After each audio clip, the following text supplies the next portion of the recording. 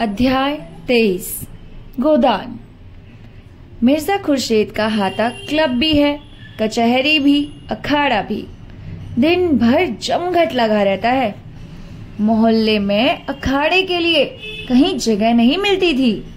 मिर्जा ने एक छप्पर डलवाकर अखाड़ा बनवा दिया। वहां नित्य 150 लड़ते आ जुटते थे। मिर्जा जी उनके साथ जोर करते हैं।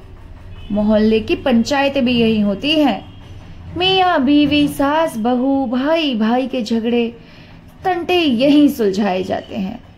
मोहल्ले के सामाजिक जीवन का यही केंद्र है और राजनीतिक आंदोलन का भी।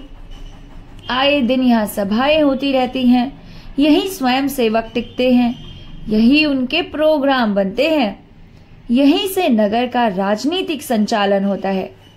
पिछले जलसे में मालती नगर कांग्रेस कमेटी के सभा नेत्रा चुन ली गई है। तब से इस स्थान की रौनक और भी ज्यादा बढ़ गई है। गोबर को यहाँ रहते साल भर हो गया। अब वह सीधा साधा ग्रामीण युवक नहीं है। उसने बहुत कुछ दुनिया देख ली और संसार का रंग ढंग भी कुछ कुछ समझने लगा है। मूल में अब भी वह देहाती है। पैसे को दांत से पकड़ता है, स्वार्थ को कभी नहीं छोड़ता और परिश्रम से जी नहीं चुराता, ना कभी हिम्मत हारता है। लेकिन शहर की हवा उसे भी लग गई है। उसने पहले महीने तो केवल मजूरी की और आधा पेट खाकर थोड़े से रुपए बचा लिए। फिर वह कचालू और मटर, दही बड़े ये सब खाने लगा। इधर ज्यादा लाभ भी देखा तो नौकरी छोड़ दी। गर्मियों में शरबत, बर्फ की दुकान खोल ली। देन लेन देन में खरा था, इसलिए उसकी साख जम गई। जाड़े आए तो उसने शरबत की दुकान उठा दी और गरम चाय पिलाने लगा। अब उसकी रोजाना आमदनी 2.5 रुपए से 3 रुपए से कम नहीं। उसने अंग्रेजी फैशन के बाल कटवा लिए हैं। महीन धोती, पंप शू पहनता है।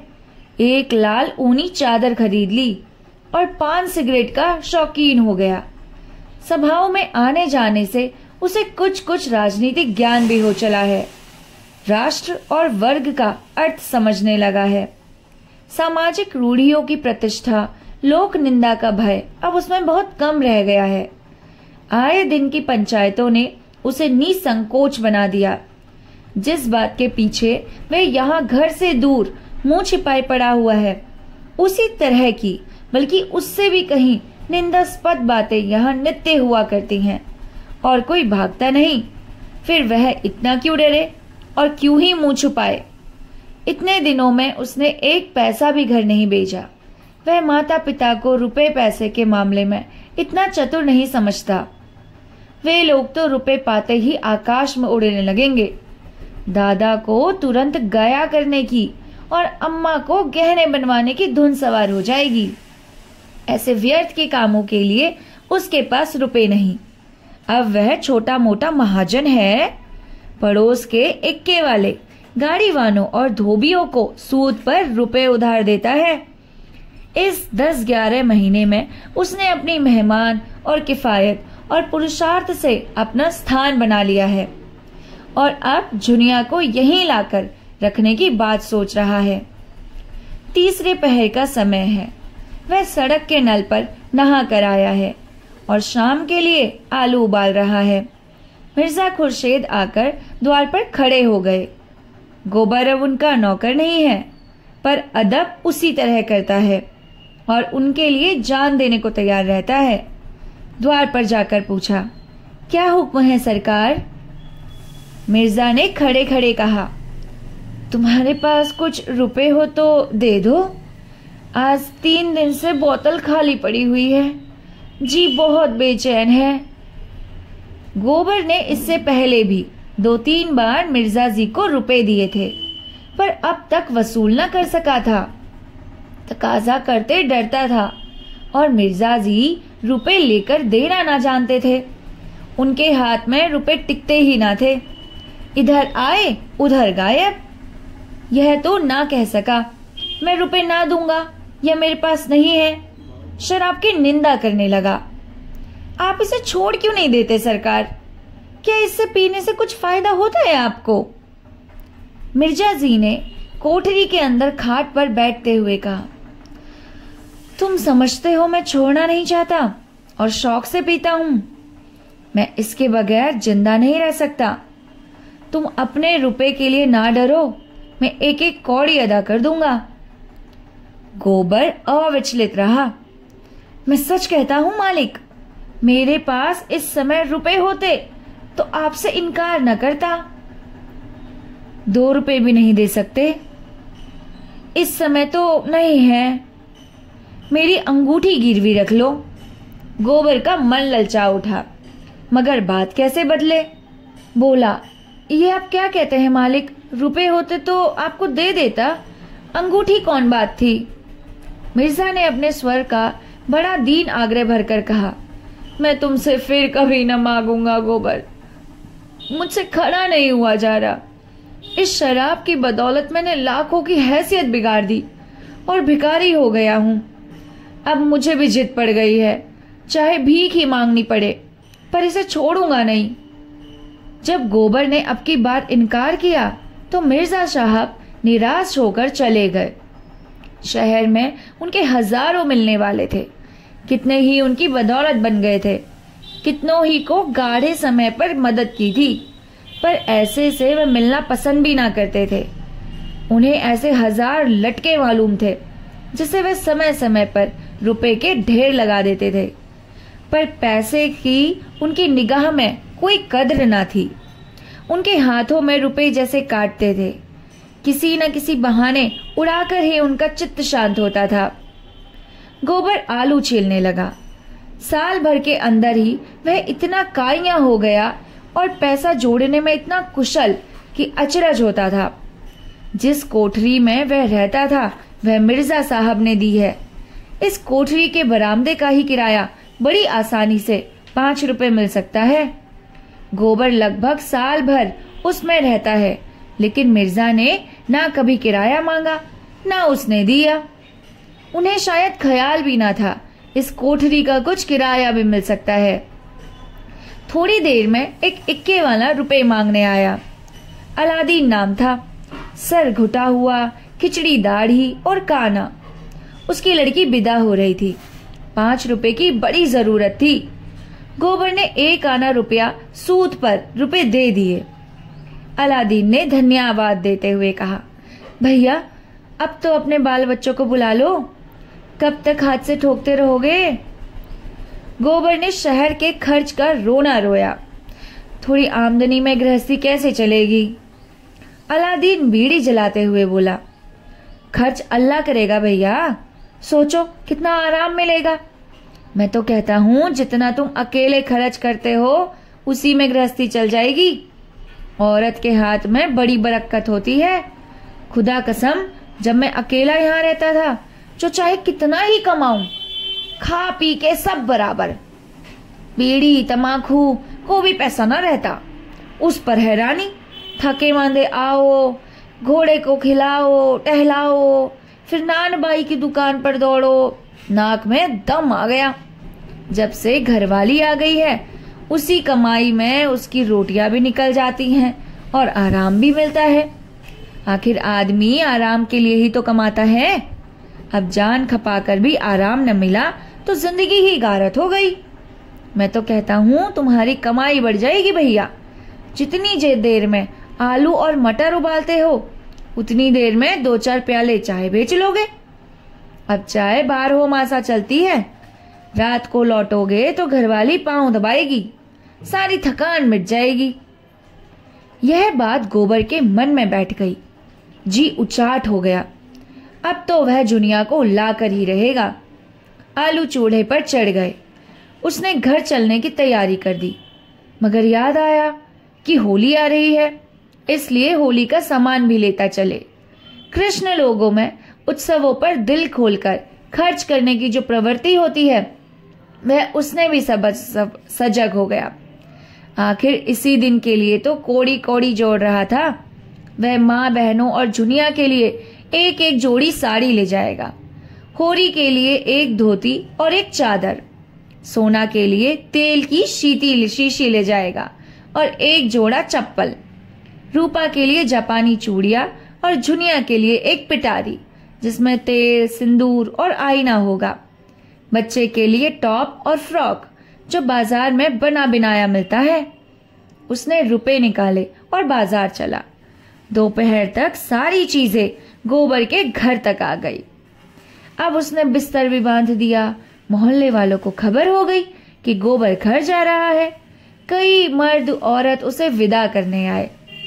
गोबर ने उन्हें अपना पहला घर सौंपते हुए कहा, तुम्ही लोगों पर छोड़े जाता हूं। भगवान ने चाहा तो होली के दूसरे दिन लौटूंगा। एक युवती ने मुस्कुरा कर बोला, महरिया को बिना लिए ना आना, नहीं घर में घुस नहीं पाओगे। दूसरी प्रौढ़ा ने शिक्षा दी, हाँ और क्या, बहुत दिनों तक चूल्हा फूंक चुके, ठिकाने से रोटी तो मिलेगी। गोबर ने सबको राम राम किया। हिंदू भी थे, मुसलमान भी थे, सभी में मित्र भाव था। सब एक दूसरे के दुख दर्द के साथी थे। रोजा रखने वाले रोजा रखते थे, एकादशी रखने वाले एकादशी। कभी कभी विनोद भाव से एक दूसरे पर चींटे भी उड़ा लेते थे। गोबर अलादीन की नमाज के ऊपर बैठा हुआ था। कहता, अलादीन पीपल के नीचे स्थापित सैकड़ों छोटे बड़े शिवलिंग के बनारे रखता है, लेकिन सांप्रदायिक द्वेष का नाम भी नहीं था। गोबर घर जा रहा था। सब उसे हंसी खुशी विदा करना चाहते थे। इतने में भूरा इक्का लेकर आ गया। अभी दिन भर का धावा मारकर आया था। खबर मिली कि गोबर घर जा रहा है।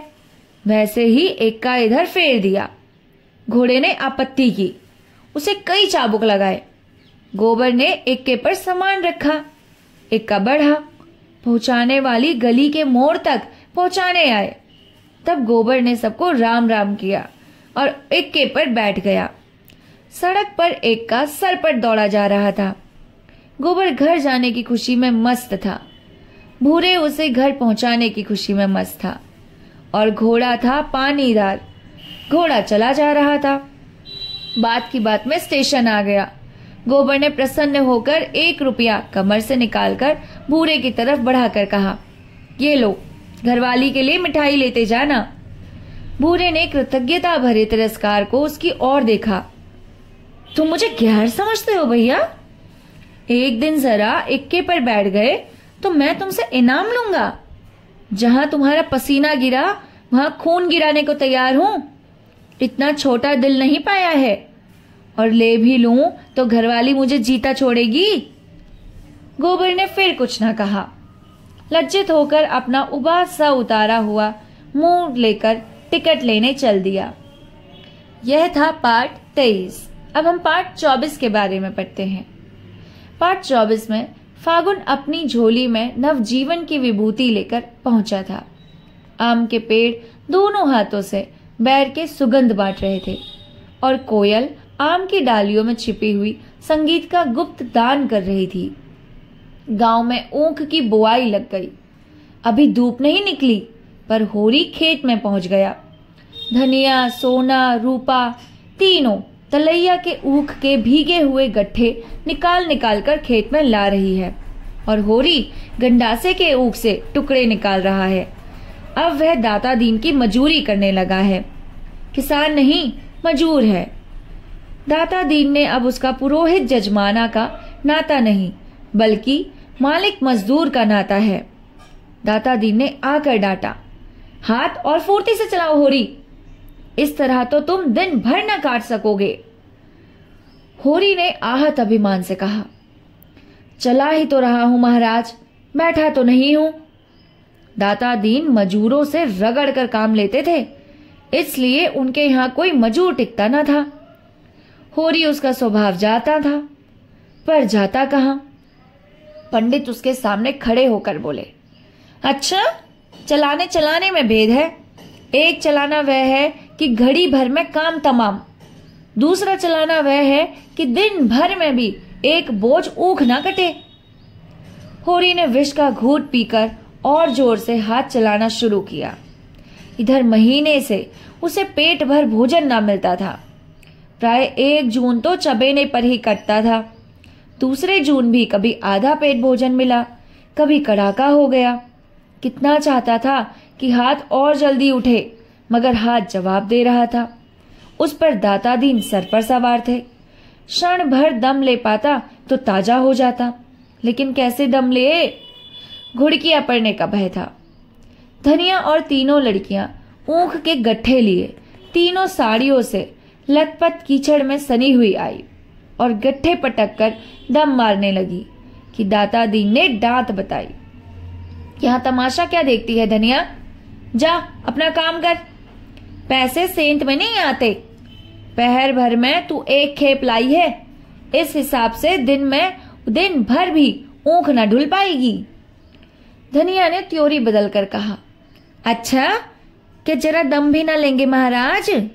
हम भी तो आदमी हैं। तुम्हारी मजूरी करने से बैल नहीं हो गए।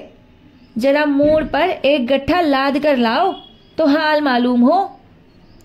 दाता दीन बिगड़ उठे। पैसे देते हैं काम करने के लिए, दम मारने के लिए नहीं। दम मार लेना है तो घर जाकर दम लो। धनिया कुछ कह ही जा रही थी, होरी ने फटकार बताई, तू जाती क्यों नहीं धनिया? क्यों हुज्जत कर रही है? धनिया ने बीड़ा उठाते कहा, जा तो रही हूं, चलते हुए बैल को ओंगी न देना चाहिए। दाता दीन ने आंखें निकाल ली। जान पड़ता है अभी मिजाज ठंडा नहीं हुआ, जब भी दाने दाने को मोहताज हो। धनिया भला क्यों चुप रहने लगी थी? तुम्हारे द्वार पर भीख मांगने नहीं जाती। दाता दीन ने पैने स्वर में कहा, अगर यही मांग हाल है तो भीख भी मांगोगी। धनिया के पास जवाब तैयार था, पर सोना उसे खींचकर तलैया की ओर ले गई। नहीं बात बढ़ जाती, लेकिन आवाज की पहुंच के बाहर जाकर दिल की जलन न निकलेगी। भीख मांगो तुम, जो भिखमंगे की जात हो। हम तो मजूर ठहरे, जहां काम करेंगे वहीं 4 पैसे पाएंगे। सोना ने उसका तिरस्कार किया। अम्मा जाने भी दो, तुम तो समय नहीं देखती, बात बात पर लड़ने बैठ जाती हो। होरी उन्मत्त की भांति सर पर ऊपर गंडासा उठा उठाकर ऊख के टुकड़ों के ढेर करता जाता था। उसके भीतर जैसे आग लगी हुई थी। उसमें अलौकिक शक्ति आ गई थी। उसमें जो पीढ़ियों का संचित पानी था, वह इस समय जैसे भाप बनकर उसे यंत्र की सी अंध शक्ति प्रदान कर रहा था। उसकी आंखों में अंधेरा छाने लगा था। सर में फिर सी चल रही थी। फिर भी उसके हाथ यंत्र की गति से बिना थके बिना रुके उठ रहे थे।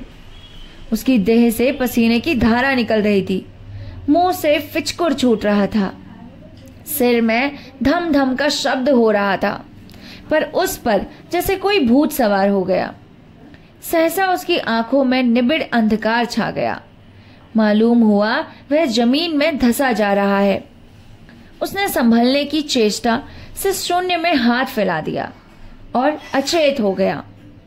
गंडासा हाथ से छूट गया और वह औंधे मुंह जमीन पर गिर पड़ा।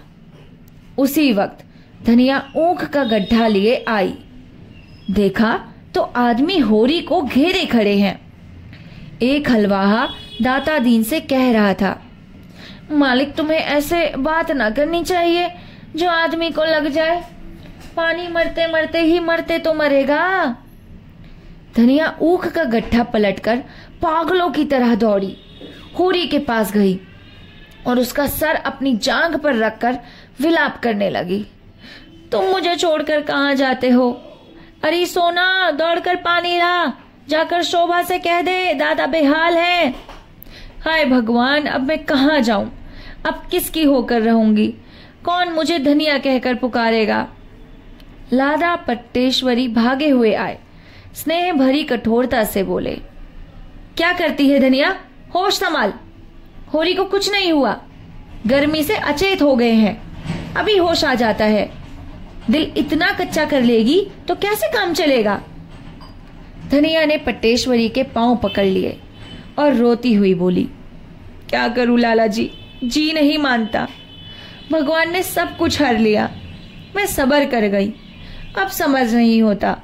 हाय रे मेरा हीरा। सोना पानी लाई। पट्टेश्वरी ने होरी के मुंह में पानी के छींटे दिए। कई आदमी अपनी अपनी अंगोछियों से हवा कर रहे थे। होरी की देह ठंडी पड़ गई। पटेश्वरी को भी चिंता हुई, पर धनिया को वह बराबर साहस देते जाते थे। धनिया अधीर होकर बोली, ऐसा कभी ना हुआ था लाला, कभी नहीं। पटेश्वरी ने पूछा, रात कुछ खाया था? धनिया बोली, हाँ, रोटियां पकाई थी, लेकिन आजकल हमारे ऊपर जो बीत रही है वह क्या तुमसे छिपा है? महीनों से भरपेट रोटी नसीब नहीं हुई। कितना समझाती हूं, जान रखकर काम करो, लेकिन आराम तो हमारे भाग्य में ही नहीं लिखा। सहसा ओरी ने आंखें खोल दी और उड़ती हुई नजरों से इधर उधर ताका। धनिया जैसे जी उठी, विट्ठल होकर उसके गले से लिपट कर बोली, अब कैसा जी है तुम्हारा? मेरे तो प्राण नहों में समा गए थे। होरी ने कातर स्वर में कहा, अच्छा हूं, न जाने कैसा सा जी हो गया था।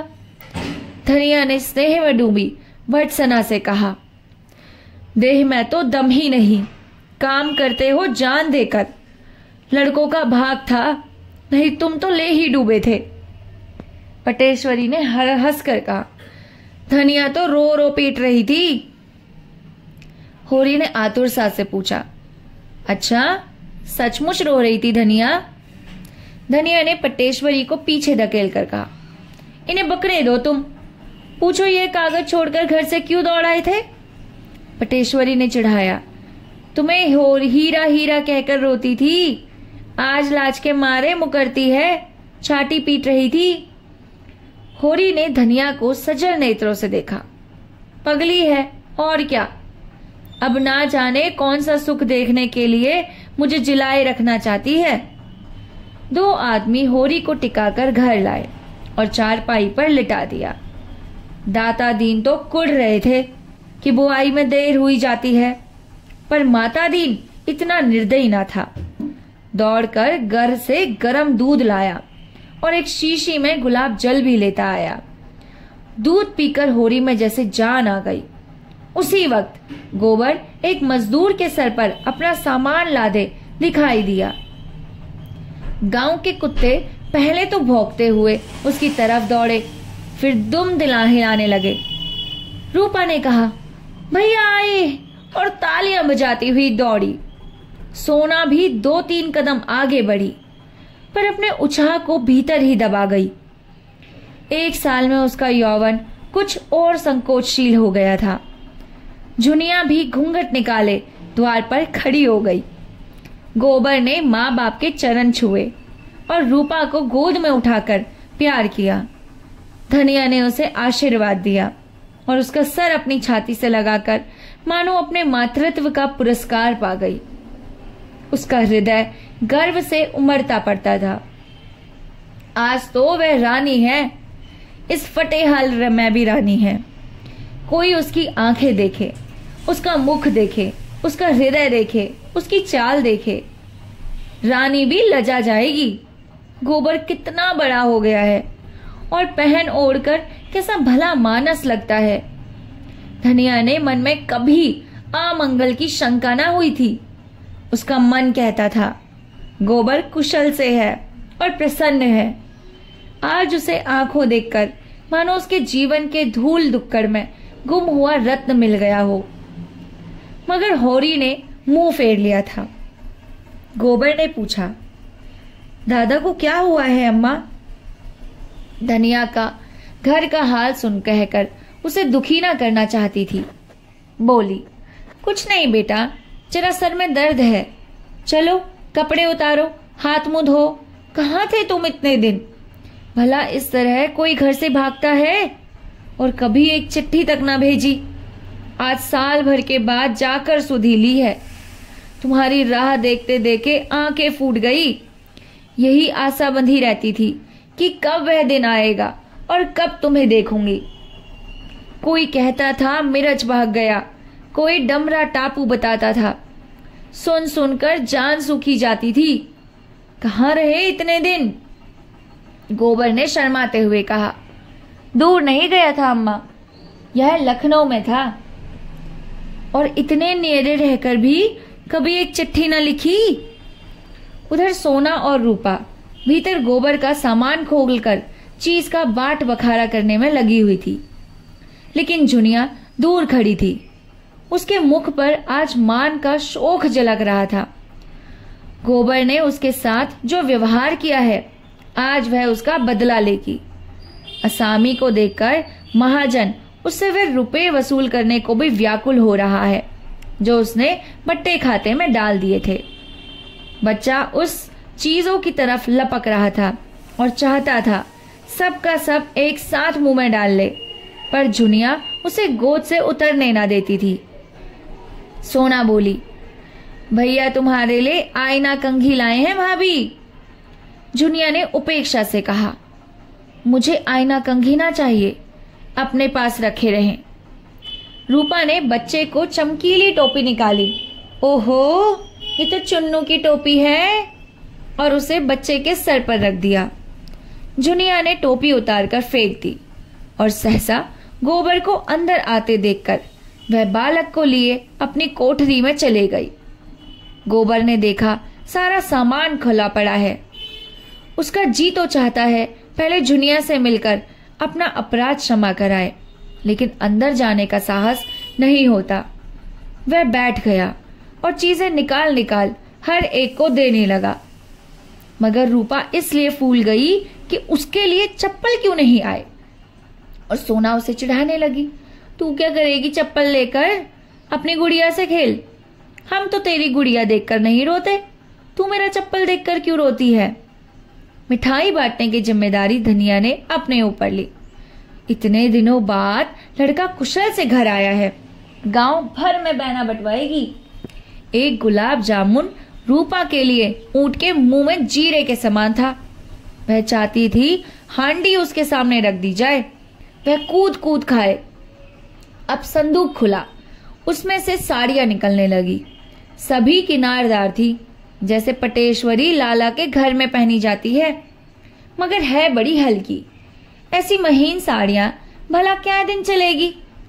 बड़े आदमी जितनी महीन साड़ियां चाहे पहन ले, उनकी महरिया को बैठने और सोने के सिवा और कौन काम है।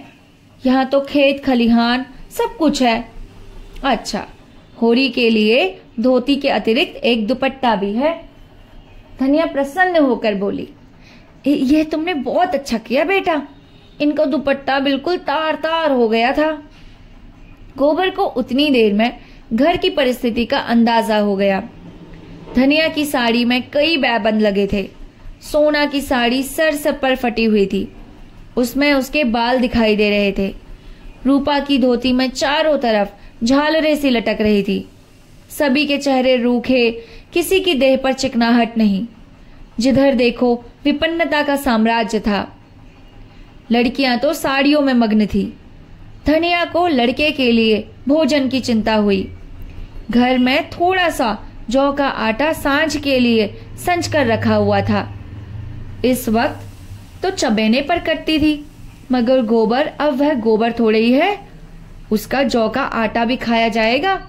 परदेश में ना जाने क्या क्या खाता पीता रहा होगा। जाकर दुलारी की दुकान से गेहूं का आटा, चावल, घी उधार लाई। इधर महीने से सहुआइन 1 पैसे की भी चीज उधार ना देती थी, पर आज उसने एक बार भी ना पूछा कि पैसे कब दोगी। उसने पूछा, गोबर तो खूब कमा के आया है ना। धनिया बोली, अभी तो कुछ नहीं खुला दीदी, अभी मैंने भी कुछ कहना उचित ना समझा। हाँ, सबके लिए किनारदार साड़ियां लाया है, तुम्हारे आशीर्वाद से कुशल लौट आया, मेरे लिए तो यही काफी है। लारी ने आशीष दिया, भगवान करे जहां रहे खुशल से रहे। माँ बाप को और क्या चाहिए। लड़का समझदार है और छोकरों की तरह उड़ाऊ नहीं है। हमारे रुपए अभी ना मिले तो ब्याज तो दे दो, दिन दिन बोझ बढ़ ही रहा है। इधर सोना चुन्नू से उसका फ्रॉक और टोप और जूता पहनाकर राजा बना रही थी। बालक इन चीजों को पहनने से ज्यादा हाथ में लेकर खेलना पसंद करता था। अंदर गोबर और जुनिया में मान मौवल का अभिनय हो रहा था। जुनिया ने तिरस्कार भरी आंखों से देखकर कहा, मुझे लाकर यहाँ बैठा दिया। आप परदेश की राह ली, फिर ना खोज ना खबर कि मरता है या जीती है। साल भर के बाद अब जाकर तुम्हारी नींद टूटी है। कितने बड़े कपटी हो तुम। मैं तो सोचती हूँ कि तुम मेरे पीछे पीछे आ रहे हो और आप उड़े तो साल भर बाद लौटे। मर्दों का विश्वास ही क्या, कहीं कोई और ताकली होगी। सोचा होगा एक घर के लिए है ही, एक बाहर के लिए भी हो जाए। गोबर ने सफाई दी। जुनिया, मैं भगवान को साक्षी देकर कहता हूं, जो मैंने कभी किसी की ओर ताका भी हो, लाज और डर के मारे घर से भागा जरूर, मगर तेरी याद एक क्षण के लिए भी मन से ना उतरती थी। अब तो मैंने तय कर लिया है, तुझे भी लेता जाऊंगा, इसलिए आया हूं। तेरे घर वाले तो बहुत बिगड़े होंगे। दादा तो मेरी जान लेने पर उतारू थे। सच? तीनों जने यहां चढ़ाए थे।